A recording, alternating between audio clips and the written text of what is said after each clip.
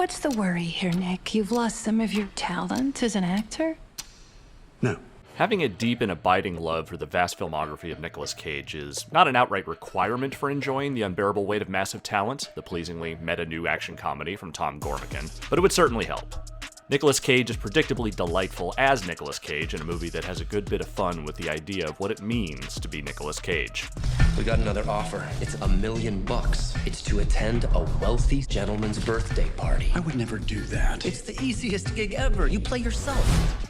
On paper, this movie is any Cage obsessive's dream project. It's Cage fully embracing both the perception of who he is as a performer and what people assume about him as a person, and taking both those things to absurd extremes. At the same time, it's extremely easy to imagine a ruinous version of this movie that demolishes all that goodwill he's built up over the years. If Unbearable Weight of Massive Talent boiled down to nothing more than him playing up the various memes and jokes people have been making about his career for decades, it'd be, well, unbearable. Thankfully, Unbearable Weight is not that. Well, mostly not. It certainly has its moments of playing to the cheap seats, riffing on Face Off and The Wicker Man, and featuring possibly the most heartfelt tribute to guarding Tess ever uttered. But those moments aren't the bulk of the movie. Instead, Gormican wisely puts the film's weight on the shoulders of Cage and Pedro Pascal, who plays Javi, a wealthy Spanish businessman and Nick Cage superfan.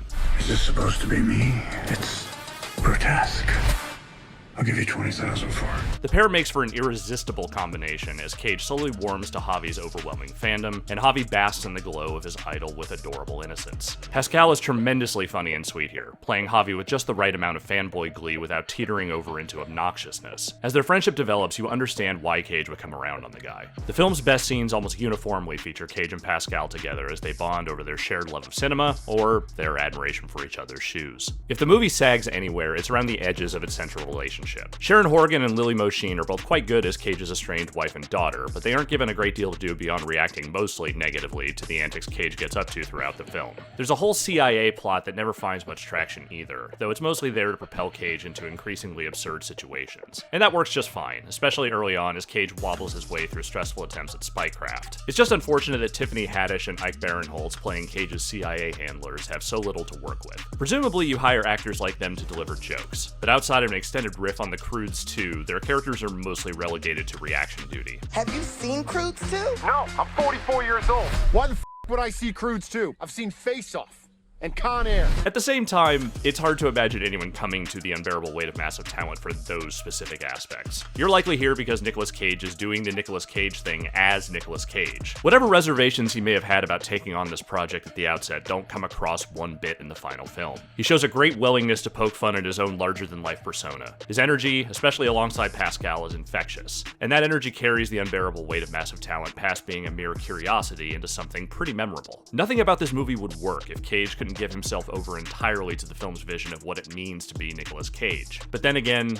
giving himself over entirely to the role is pretty much what it means to be Nicolas Cage, so maybe there was never really anything to worry about. What have you got there? Divine inspiration. It probably goes without saying that Nicolas Cage obsessives will get precisely what they're looking for out of The Unbearable Weight of Massive Talent's meta-exploration of the actor's persona. But the real heart and soul of the picture is Cage's on-screen bromance with Pedro Pascal's Javi. Their chemistry carries the movie into far more memorable territory, and more than makes up for a few of the film's less interesting elements. For more movie reviews, check out what we thought of Fantastic Beasts, The Secrets of Dumbledore, and Sonic the Hedgehog 2. And for everything else, stick with IGN. Mr. Cage? It turns out we could have just walked around. Well, I guess so.